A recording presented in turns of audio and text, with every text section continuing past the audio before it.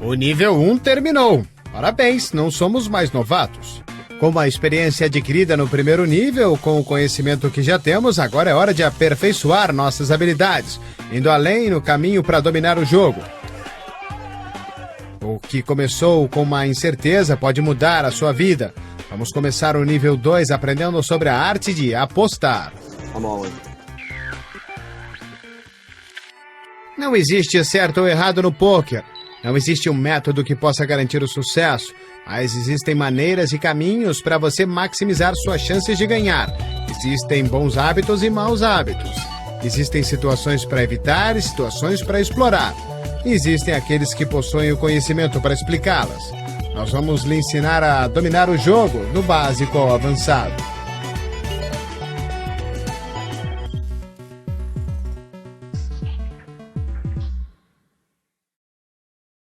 Bem-vindos ao nível 2, senhoras e senhores. Agora você já deve ser um jogador competente. No nível 1 nós aprendemos o valor das mãos iniciais, a importância da posição, a arte de blefar e começamos a entender mais sobre as estratégias de torneio. Agora o nível 2 começa com uma análise sobre as apostas. Você acha que ficou fácil? Bom, é mais difícil do que parece, muito mais. E nesse programa nós vamos estudar em detalhes as razões para apostar. Essa série acompanha o pôquer jogado ao redor do mundo. Nós vamos acompanhar exemplos de apostas boas e ruins em Las Vegas e Sydney. A análise é de Joe Hashim, campeão da World Series of Poker 2005, e de Daniel Negreanu. Como sempre, vamos explicar alguns termos da linguagem do pôquer, além de ouvir os conselhos de alguns craques do pano verde. Mas primeiro, nós vamos começar com um tutorial que analisa o propósito das apostas. Qualquer aposta que você fizer tem que ter um propósito. Se não tiver, é provavelmente uma aposta ruim. Existem 4 propósitos principais nas apostas: ganhar valor, proteger sua mão, blefar ou adquirir informação. Ganhar valor é o objetivo mais básico e simples de uma aposta. Se você acha que possui a melhor mão e seu oponente pode dar call, você aumenta o valor do pote, que provavelmente vai ganhar. Proteger a sua mão pode ser muito importante. Se você achar que está na frente em uma mão, mas existe a possibilidade do seu oponente fazer uma mão melhor na próxima carta comunitária, você deve apostar para afastar os oponentes. O terceiro propósito é blefar seu oponente. Quando você não pode ganhar a mão com as cartas que tem, a única maneira de vencer é blefando. Ganhar informação.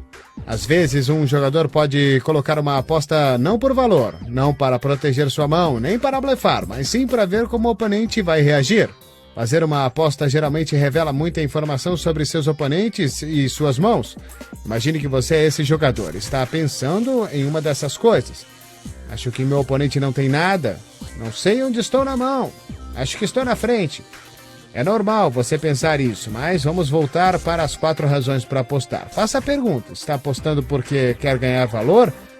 Eu protejo a minha mão aqui? Posso conseguir afastar meu oponente com um blefe? Vou ganhar mais informações apostando do que pedindo mesa? Se a resposta para todas elas for não, você não deve apostar. Simples assim. Não aposte quando não existe um propósito. É um movimento desesperado de um jogador desesperado? Vamos ver alguns exemplos e tentar entender se existem ou não razões para apostar. Nesse exemplo, Bandit 2000 tem As e Rei offsuited e acertou o maior par no flop. Ele deve apostar para proteger a sua mão, já que qualquer 8 pode dar 2 pares a Doug T e qualquer 6 a ele dará uma trinca. Nesse exemplo, Steven dá call no raise pré-flop de Marvin com 9 e 10. Dar call fora de posição deixa ele em uma situação complicada. Ele acerta um par médio no flop e aposta 700 para tentar ganhar informação. Marvin, em posição, dá call com um par maior. Apostar em cima do agressor pré-flop com um par médio não é aconselhável. Mas já que Slavin fez a aposta e recebeu call, ele deveria perceber que sua mão não deve estar na frente. Nesse caso, Slavin continua apostando, deixando a vida bem fácil para Marvin, que ganha um bom pote com o maior par. A mensagem aqui é: se você for apostar por informação, aproveite a reação do oponente e reaja de acordo. Se você chegou até o nível 2, parabéns! Vamos dar uma recapitulada no que aprendemos e no que vem pela frente. Tudo o que você queria saber sobre pôquer é dividido em 2 níveis. No nível 1, nível iniciante, dedicamos os programas a ajudar você a aprender o básico. Aprendemos o poder da posição e o valor das mãos iniciais. Agora que completamos esse nível, você já deve ser um jogador competente com bom conhecimento no jogo e de sua mecânica. E agora vamos começar o nível 2, o nível avançado. Vamos ensinar como adquirir informações de seus oponentes, os estilos de jogo e as nuances das mãos, dependendo de sua força e potencial. O programa de hoje é o primeiro dedicado à arte de apostar. Ainda vamos aprender a analisar o tamanho das apostas com mais detalhes, mas vamos seguir adiante. É hora de concentrar nas razões sobre por que devemos apostar.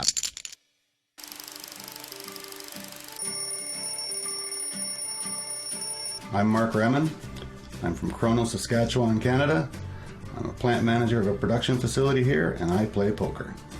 I started playing poker when I was a kid, a lot of fishing trips with my father and his buddies. I was always the young guy, so I was always learning how to play cards with them, and most of the games were 7-card stud. Then No Limit Hold'em came along, and now I feel like I'm the old man trying to play a kid's game. Everyone I play with is a little bit younger. I started playing online poker 6 or 7 years ago. A bunch of people told me about online poker, so I started getting involved playing that with them. From there I found the poker blogs, and now I have a community of friends that we all write and talk about games we've played and hands we've played against each other. We play regularly every week, and through these blogs I've made some of the best friends I can imagine. Quer ter sucesso nas mesas? Can't show aces every hand. Don't play with me, because then when I raise the kings, you'll know I'm weak. Nice time. Just snap me off on Jack High. One time in my life. Bom, então é melhor aprender a linguagem do poker. E aqui estão alguns termos relativos a apostas. 3-bet. Você faz um 3-bet quando faz o segundo aumento, conhecido como re-raise. Antes do flop, o Big Blind é considerado a primeira aposta. O raise é a segunda e o re-raise seria a terceira, o 3-bet. No pós-flop não existem os blinds. Então a primeira aposta é feita por quem coloca primeiro as fichas no pote. A segunda aposta é um raise, a terceira é o 3-bet ou re-raise. Entendeu? Eu realmente espero que sim. 4-bet. Como você pode imaginar, o 4-bet segue o mesmo princípio do 3-bet, basicamente um re-raise. Nesse exemplo, o jogador destacado fez um 4-bet. Triple Barrel. O Triple Barrel acontece quando um jogador sai apostando 3 vezes, no flop, no turn e no river. Isso significa que o jogador tem uma mão muito forte ou está apenas sendo teimoso e se recusa a abrir mão de suas cartas. String Bet. Um string bet é uma jogada ilegal no poker. Acontece quando um jogador coloca as fichas para dar call ou raise e depois adiciona mais fichas logo depois da tentativa de apostar. Isso não é permitido no poker, pois seja um call ou raise, a aposta deve ser feita com uma ação única e contínua. Check raise. Um check raise é um raise de um jogador que originalmente havia dado check. Aqui o jogador A dá check depois do flop. O jogador B faz uma aposta e o jogador A dá um raise. Então, o jogador A deu um check raise. C-bet, conhecida como continuation bet. Geralmente, se você apostou no pré-flop, deve continuar apostando no pós-flop. Não fazer isso é um sinal de fraqueza. Nós falamos sobre isso no programa anterior. Você prestou atenção, não prestou? Value bet. Um value bet é uma aposta geralmente feita no river, quando você está confiante em ter a melhor mão. É uma aposta para extrair o máximo valor de fichas possível de seu oponente. Se você quiser saber mais sobre poker, visite o PokerStars.net. Agora vamos parar um pouco para examinar uma mão detalhadamente. Joe Hashim vai falar um pouco sobre value bets.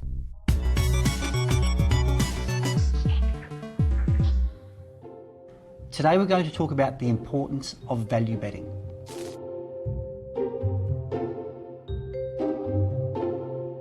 A value bet is a bet that you make to induce a call from your opponent so you can extract chips from them. So in this hand, we see Ray raise to 150 with a pair of aces, the best possible hand, and Mr. Razor out of the small blind calls with King Jack, King Jack is a sort of hand that can get him into trouble. Let's see what the flop brings. So the flop comes Jack high.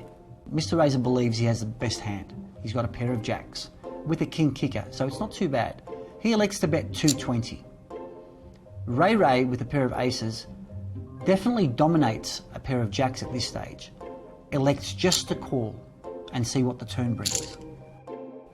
The turn is a 7 of clubs, a pretty harmless card. Now Mr. Razor decides that he will check and see what Ray does. Ray bets 500 chips. Mr. Razor calls. The river card is a 6 of diamonds. Mr. Razor checks. Now Ray needs to make a decision. At this point, Ray is thinking to himself that if he bets the correct amount, he'll get the call. If he bets too much, Mr. Razor will fold and he'll miss out on those chips. Ray decides that 800 is the perfect amount to bet. Mr. Razor calls and sees the bad news. Ray wins the hand.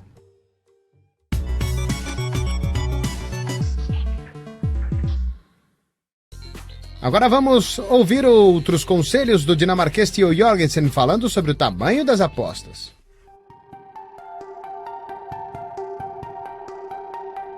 Sizing your bet is a very personal thing, and it goes to the player. You have to look at the player and think, how well do I want him to call? Do I want him to fold? What in my story, how big can I make this bet if I want him to call? And then maybe I want to cheat him with an overbet. And you have to find out what this person will do. That's a very tough one.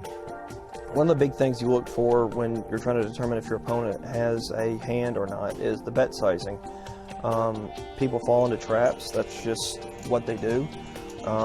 People will bet bigger on good hands and lower on bad hands, but other people do different things. And if you play with someone long enough, which it only takes a few hours, you can figure out what their bet sizing means.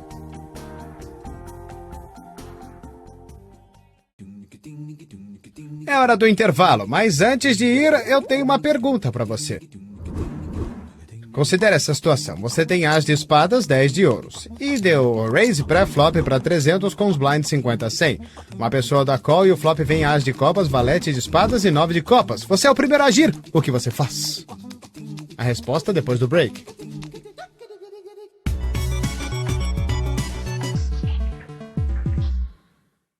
Estamos de volta. Antes do intervalo eu fiz a pergunta seguinte. O que você deveria fazer se tivesse as e 10 off e um flop de as, valete e 9?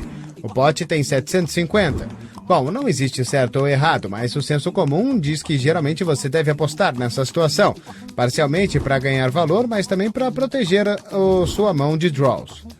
Mas quanto deve apostar? O tamanho correto da aposta nessa situação é ao redor de 60% do pote. Um valor próximo a 450 é apropriado. Se a aposta for muito pequena, permite que os jogadores vejam mais cartas por pouco dinheiro. Também dá pouca informação sobre a força da mão do seu oponente. Se a aposta for muito grande, força o jogador que tem cartas inferiores a jogar sua mão fora, o que significa perder a oportunidade de ganhar fichas preciosas. Vamos analisar mais pra frente o tamanho das apostas. Às vezes, a melhor forma de apostar é não apostar. Sim, senhoras e senhores, o fold é a chave para o sucesso nas mesas.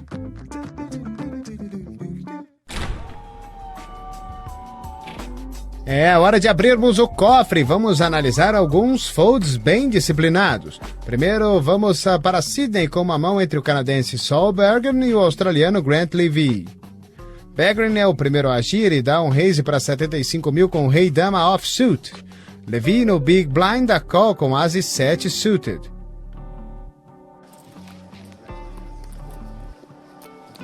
O flop da Levy a pedida para o nut flush, o maior flush possível. O turn deixa os dois jogadores com uma pedida para sequência. Levy aposta 60 mil e Bergen dá call. Com o as no river, o par alto de Levy pode parecer ótimo numa primeira análise.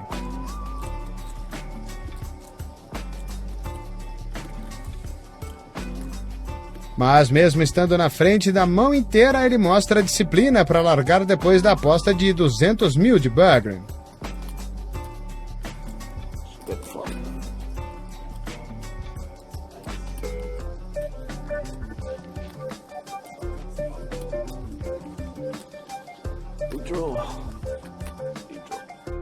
Um belo fold, considerando que ele provavelmente suspeitou que estava na frente durante toda a mão. O próximo exemplo mostra a disciplina de verdade. Pré-flop. No EPT de Baden, temporada 4, um jovem Sebastian Rutenberg contra o sueco Davi Sonnelin. Rutenberg tem par de ases e faz um raise padrão cerca de 3 blinds. Davi Sonnelin tem par de damas e dá re-raise para 50 mil fichas. Antes da decisão voltar para Rutenberg, o norueguês olha suas cartas e vê um par de 10. Nada mal, né?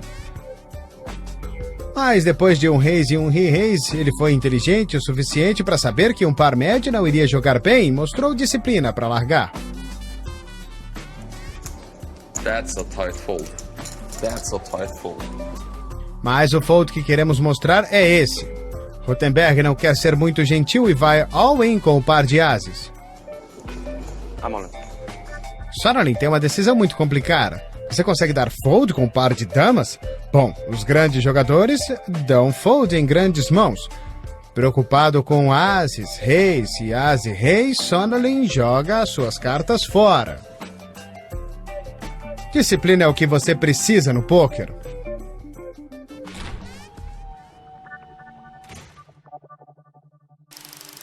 Hora de mais um capítulo da sessão Meu Jogo.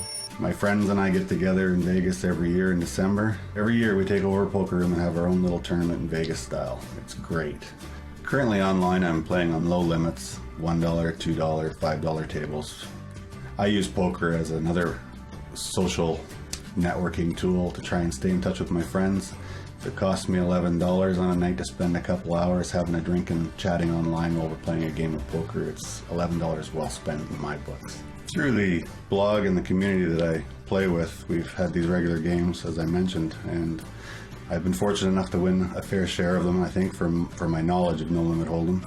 I've also won a fair bit of money online in the tournaments we've played. Unlike many people, my friends included, I don't have any aspirations of winning the World Series of Poker main event. I might eventually start breaking down and looking at going to a seniors event, but for the most part, it's just a hobby. Hora da análise profissional. Daniel Negrano analisa uma mão que tem como protagonista um dos nossos jogadores favoritos, o Daniel Negrano.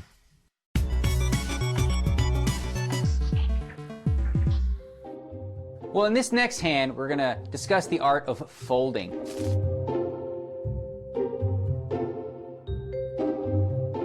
Not something I do too often, but in this spot, it made a lot of sense. We're going to look at an NAPT hand from the Venetian between myself and one John Hennigan. Let's take a look. The blinds are 1 in 200 with an ante. So I've got King Queen offsuit, so I'm going to go ahead and raise to 475. And John Hennigan is going to defend his big blind with 9-8 offsuit. It's a small raise, so he decides he wants to see a flop.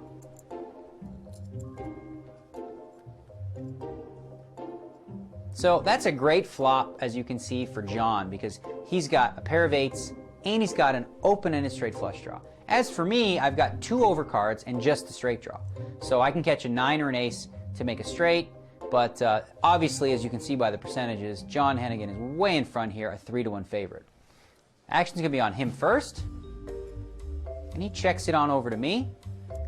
And the way he checked and the amount of time he took, something about it made me feel like, you know, this is a flop that he very well might hit. So I decided to check behind for a couple reasons. One, you know, I didn't think I was going to get away with a bet on the flop as a bluff. And 2, I want to give myself a free chance to catch my straight, because I can still catch that straight and take the, you know, and have the best hand. So, well, there you go. What do you know? Now the turn card has given John 2 pair and an open and straight flush draw. That's a pretty big hand. However, he's well behind me because now I've got the straight. You see the percentage flip. He went from a 3-1 favorite. Now I'm at 70% to win the hand. Now he's obviously going to check here. So with 12.25 in the pot, the question for me is, what's the right bet size? I bet 1,000, which is a pretty good bet. It's about 80% of the pot. If he's going to draw to a club, I want to make sure that he pays a big price for it. And he does make the call.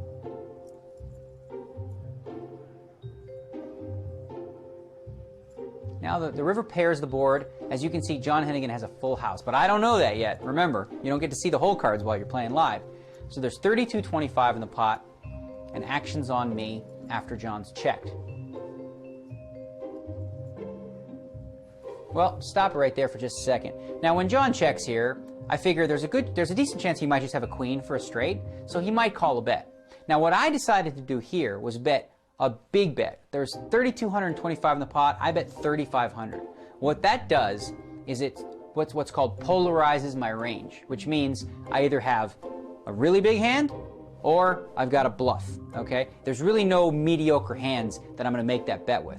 Now the reason I do this is because I know that if John check raises me here, he's only gonna do that if he can beat a really good hand, right? Because if he's got a hand that beats a bluff, like just a queen, he's not gonna raise me. Why would he wanna do that? It looks like I have a big hand myself, so it makes it an easier decision for me if he does check raise to actually fold the hand.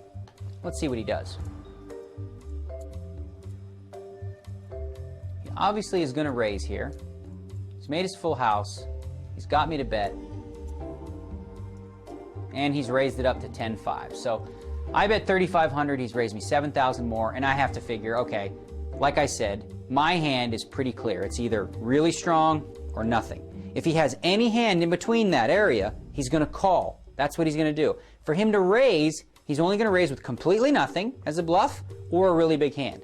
But we know he can never have completely nothing. It's not possible. Not with that board. 8, 9, 10 jack with 3 clubs, he's got something. We all know this. So for him to raise here, it's an absolute fold based on all the things that I've said. He cannot be bluffing based on my bet size and the whole thing. So the art of folding a lot of times comes into play when you're thinking about the right bet size. And in this case, I want to make sure I bet it in such a way that I wouldn't get bluffed. For example, had I only bet 1,400, he might have raised me 5,000 and I wouldn't know what to do. All right, I'll take a wild guess. Jack 9 of diamonds. Can't beat it. So essentially here, the art of folding was really defining my hand so that I could easily define his. With my bet size on the river, I knew that if he raised me, he was never going to do it with any hand that he can call with, and he can never have nothing. So what does that tell you? He's got my straight beat.